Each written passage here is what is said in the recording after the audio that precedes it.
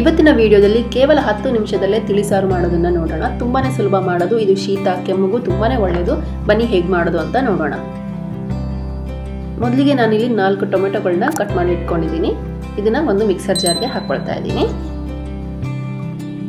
ಚೆನ್ನಾಗಿ ಹಣ್ಣಾಗಿರುವಂತಹ ಟೊಮೆಟೊಗಳನ್ನೇ ತಗೊಳ್ಳಿ.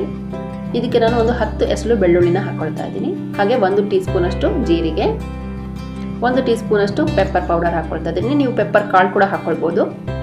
1 ಮುಷ್ಟಿಯಷ್ಟು ಕರಿಬೇವು, ಹಾಗೆ 1/4 ಚಮಚ ಅರಿಶಿನ. ಇದನ್ನೆಲ್ಲ ನೀರು ಹಾಕೊಳ್ಳದೆ ಹಾಗೇನೆ ಸ್ಮೂತ್ ಆಗಿ ಗ್ರೈಂಡ್ ಮಾಡ್ಕೊಳ್ಳೋಣ.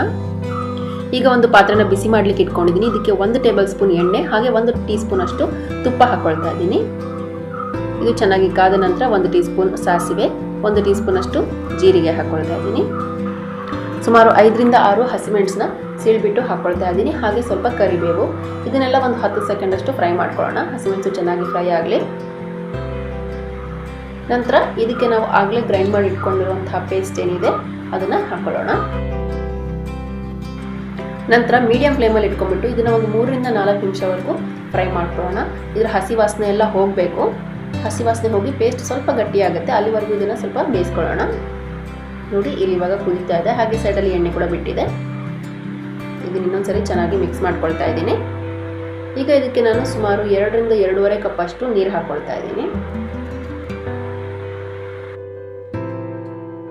ಹಾಗೆ ಇದಕ್ಕೆ ಒಂದು ಚಿಕ್ಕ ಲಿಂಬೆಹಣ್ಣು ಗಾತ್ರದಷ್ಟು ಹುಣಸೆ ಹಣ್ಣನ್ನ ನೆನೆಸಿಟ್ಕೊಂಡ್ಬಿಟ್ಟು ಅದರ ನೀರನ್ನ ಹಾಕೊಳ್ತಾ ಇದ್ದೀನಿ. ಸುಮಾರು ಅರ್ಧ ಕಪ್ ಅಷ್ಟು ಹುಣಸೆ ನೀರನ್ನ ಹಾಕೊಳ್ತಾ ಇದ್ದೀನಿ. ಹಾಗೆ ರುಚಿಗೆ ತಕ್ಕಷ್ಟು ಉಪ್ಪು. ಇದನ್ನೆಲ್ಲ ಇವಾಗ ಚೆನ್ನಾಗಿ ಮಿಕ್ಸ್ ಮಾಡ್ಕೊಳ್ಳೋಣ. ಮೀಡಿಯಂ ಫ್ಲೇಮಲ್ಲಿ ಇಟ್ಕೊಳ್ಳಿ.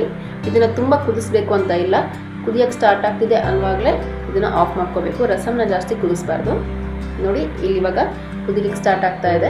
ಈಗ ಇದಕ್ಕೆ ನಾನು ಕೊತ್ತಂಬರಿ ಸೊಪ್ಪನ್ನ ಹಾಕೊಳ್ತಾ ಇದ್ದೀನಿ. ಹಾಗೆ ಸ್ಟವ್ನ ಕೂಡ ಆಫ್ ಮಾಡ್ಕೊಳ್ತಾ ಇದ್ದೀನಿ. ಹಾಗೆ ಇದನ್ನ ಒಂದ್ಸರಿ ಚೆನ್ನಾಗಿ ಮಿಕ್ಸ್ ಮಾಡ್ಕೊಳ್ಳೋಣ. ಬಿಸಿ ಬಿಸಿಯಾಗಿ ಸರ್ವ್ ಮಾಡಿ. ಬಿಸಿ ಬಿಸಿ ಅನ್ನ ತುಪ್ಪದ ಜೊತೆ ತುಂಬಾನೇ ಚೆನ್ನಾಗಿರುತ್ತೆ. ನೀವು ಇದನ್ನ ಒಮ್ಮೆ ಟ್ರೈ ಮಾಡಿ ನೋಡಿ ಹೇಗಾಗಿದೆ ಅಂತ ನನಗೆ ಕಾಮೆಂಟ್ಸ್ ಅಲ್ಲಿ ತಿಳಿಸಿ. ಹಾಗೆ ನೀವಿನ್ನು ನಮ್ಮ ಚಾನಲ್ಗೆ ಸಬ್ಸ್ಕ್ರೈಬ್ ಮಾಡಿಲ್ಲ ಅಂದ್ರೆ ದಯವಿಟ್ಟು ಸಬ್ಸ್ಕ್ರೈಬ್ ಮಾಡ್ಕೊಳ್ಳಿ. ನಿಮ್ಗೆ ಈ ವಿಡಿಯೋ ಇಷ್ಟ ಆಗಿದೆ ಲೈಕ್ ಶೇರ್ ಕಾಮೆಂಟ್ ಮಾಡೋದನ್ನ ಮರಿಬೇಡಿ. Thank you.